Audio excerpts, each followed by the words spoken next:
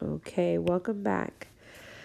All right, here comes the good part. Now, what are we going to be doing next? Now, we're going to be classifying these triangles in the coordinate plane. So, the next few questions, what we're going to be doing is we're going to be graphing these triangles, and then we're going to be proving if they are either isosceles or are they a right triangle or are they scalene or are they equilateral.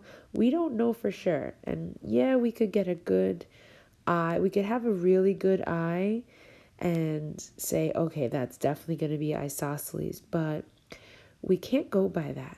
We can't just assume. We have to prove it by using mathematics. Okay?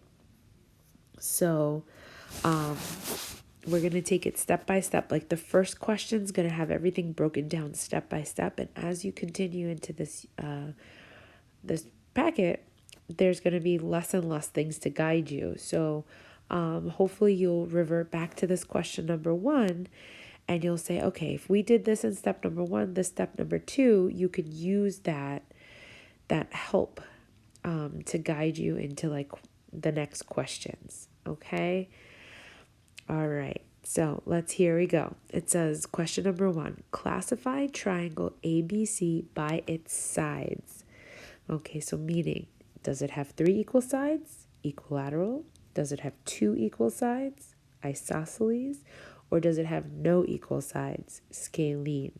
So that's what we have to do. Then we're going to see if it's a right triangle. Okay, we don't know. We have to figure that out by perpendicular lines, right? And we are given the vertices, okay, meaning like A, B, and C. So first thing we're gonna do is we're gonna plot the points on the coordinate plane. So we're gonna plot point A, point B, and point C on this plane. So here we go. We'll plot A first. So 0, -1. So 0, -1 is here. I'm gonna label that A. And then 6, 6b is 6, comma 6. Oh, that's all the way up in the corner here. B. And then C is -6, +6 here. Okay. C. And I'm going to connect those points. So you might think like, oh, I definitely know what kind of triangle it is, but we can't assume. Okay, but we could use mathematics to prove it either way. All right. So step number 2, use the distance formula or Pythagorean theorem to find the lengths of each side of the triangle. Okay, so here we do have graph paper, so we don't have to use the formula if we don't want to. But if you do like to use the distance formula, then, go right ahead. Okay, so I think I'm going to do this. I'm going to do the distance formula for one of them, and then I'll do Pythagorean theorem for another side. Okay, just so you could see the difference between the two. All right, so first thing I'm going to do is AB. So AB goes from here, A, all the way to B. From here to here, this side in red. All right, so let's do that first. So the points for A and B are up at the top. All right, if you feel like writing them in on the paper, the graph paper, you can go right ahead if that makes it easier for you. Okay, so the distance formula is, I'll write it up here. You could go back to page 1 if you want. It's x2 minus x1 squared plus y2 minus y1 squared. It's kind of like the slope formula with the x2 minus x1, right? So now let's fill it in. Square root, I'll use the distance formula first. X2 minus x1, so I'll do 6 minus 0 squared plus y2, 6 minus a -1 squared. And I'm just going to try to simplify it. Let's see, we've got 6 squared plus 2 negatives make a positive, right? plus 7 squared. So that's 36. 6 times 6 is 36. 7 times 7 is 49. So 36 plus 49 is 85. Okay, so the distance for this is the square root of 85. Okay, now we could leave it as the square root of 85 if you really want to get a good idea of, what that is about. Let's see, the square root of 81 is 9, so it's like somewhere like between 9 and 10. Okay, you could definitely put this in your calculator, but it is enough just to keep it as the square root of 85. Okay, so now I'm going to do BC. BC, I'll do that in a different color. Let's do a little purple, have some fun. BC is actually from here to here. That's actually, we don't need to do the distance formula for that or Pythagorean theorem because it's just a straight line. So I could just count 1, 2, 3, 4, 5, 6, 7, 8, 9, 10, 11, 12. Oh, that's 12 boxes long. All right, so that distance for that is just 12. That's pretty nice. If you wanted to use the distance formula for this, you can, and you would get the same answer. Okay, so now AC, I'll do that in black.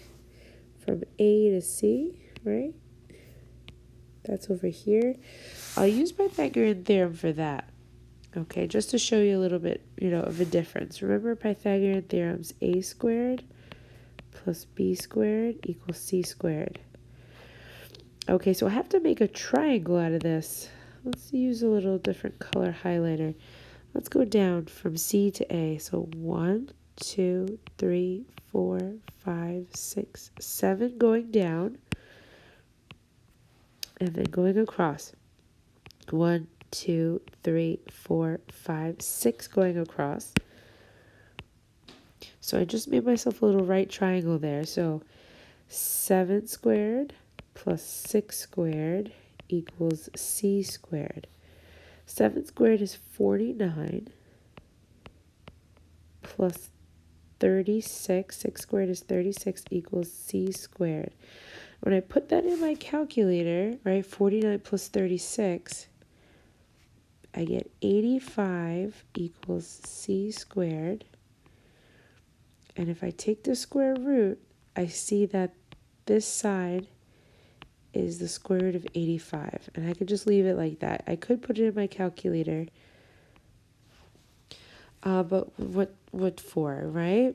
Now, what I just noticed here is that these are the 3 sides of the triangle. 1, 2, and 3. What do you notice about those 3 measurements? Are any sides congruent? Are any sides equal in measure? Right? The answer to that would be yes. 2 sides are equal. 2 sides. I'll highlight them in green so you can see that these 2 sides are equal for this triangle. AB and AC. So how many sides are congruent? That means 2 of them. That's huge. If 2 sides are equal, what kind of triangle has 2 sides that are equal? I think Anastasia's favorite triangle. I remember it. All right, so keep that in the back of your mind. Hopefully you're thinking of that word. 2 sides are equal. Hopefully you're thinking of this word. Isosceles. All right, so I'm going to keep that in mind. Now that we know what type of triangle it is, but let's see if it's a right triangle as well. So next 2 things we have to figure out are the slopes of each side. So remember the slope formula is y2 minus y1 over x2 minus x1. Okay, so that's the formula that we're going to use. So where are the numbers for AB, right? From A to B, we could use the formula and use the points A to B up at the top. So 6 minus a negative 1, 6 minus 0. We got to kind of remember it as we go. 6 minus a negative 1, and then 6 minus 0. So the slope, we got 7 over 6. Okay, that's the slope of AB. Now let's do BC. Okay, so BC are these next 2 points, B and C. So 6 minus 6 and negative 6 minus 6. So 6 minus 6 and negative 6 minus 6. Okay, 6 minus 6 is 0. And negative 6 minus 6 is a negative 12. BC, hey, that was that flat line up at the top there, remember? B to C, that flat line. Hey, a flat line has a slope of 0. Okay, so I didn't really have to use the formula for that, but I just wanted to confirm and remind you that, whenever we see a flat line, a horizontal line like that, the slope's always going to be 0. All right, and now we have the last line, A to C, AC. If I look at the points A to C, all right, I'm going to focus on these 2 points for AC. We're going to do 6 minus a negative 1, and then negative 6 minus 0. Okay, so here we go. 6 minus a negative 1, and then I forgot. I got to go back up. 6 minus, and then negative 6 minus 0. Okay, here we go. Negative 6 minus 0. So here we get 7 over a negative 6. All right, so these are the slopes. 7 over 6, 0, and 7 over negative 6. So remember, perpendicular lines form right angles. Do any of these slopes indicate perpendicular lines? Okay, well, perpendicular lines, remember for perpendicular lines, we need negative reciprocal slopes. All right, so for perpendicular lines, okay, what do we need? We need negative reciprocal slopes.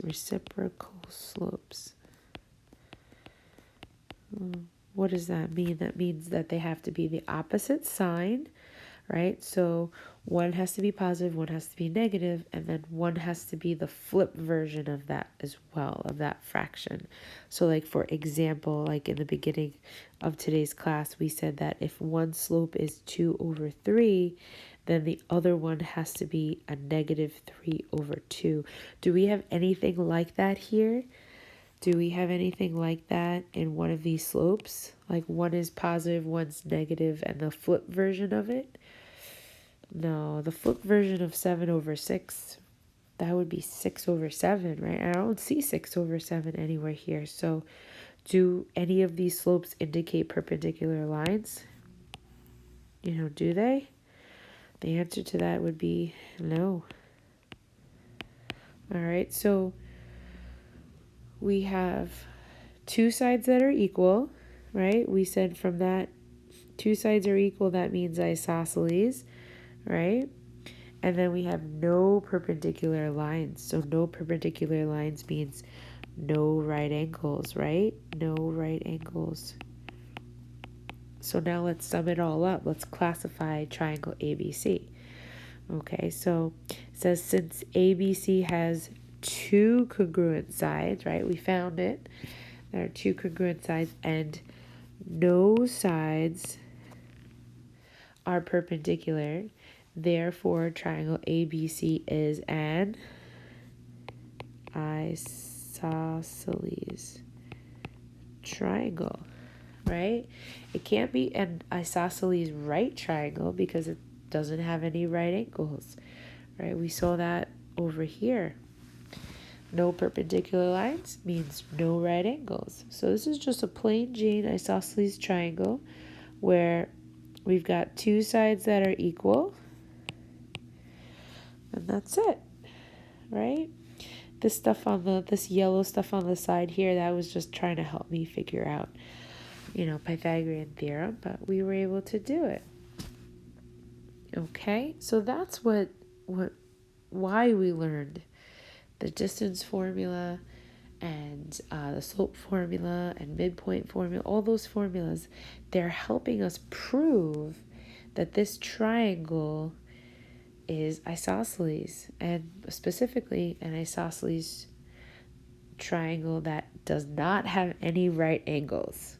Okay, all right.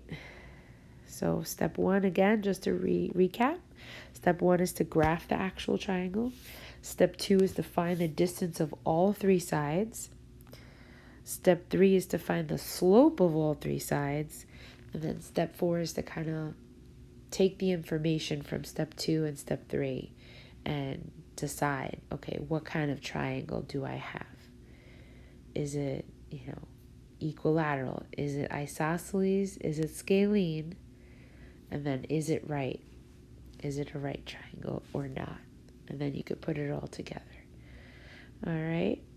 So that's the next page. I'm going to stop this video here as well. Okay. Make sure you get all the notes. If you miss anything, stop the video, go back, repeat. And you could always listen to this video again if you need a second helping. Okay. All right.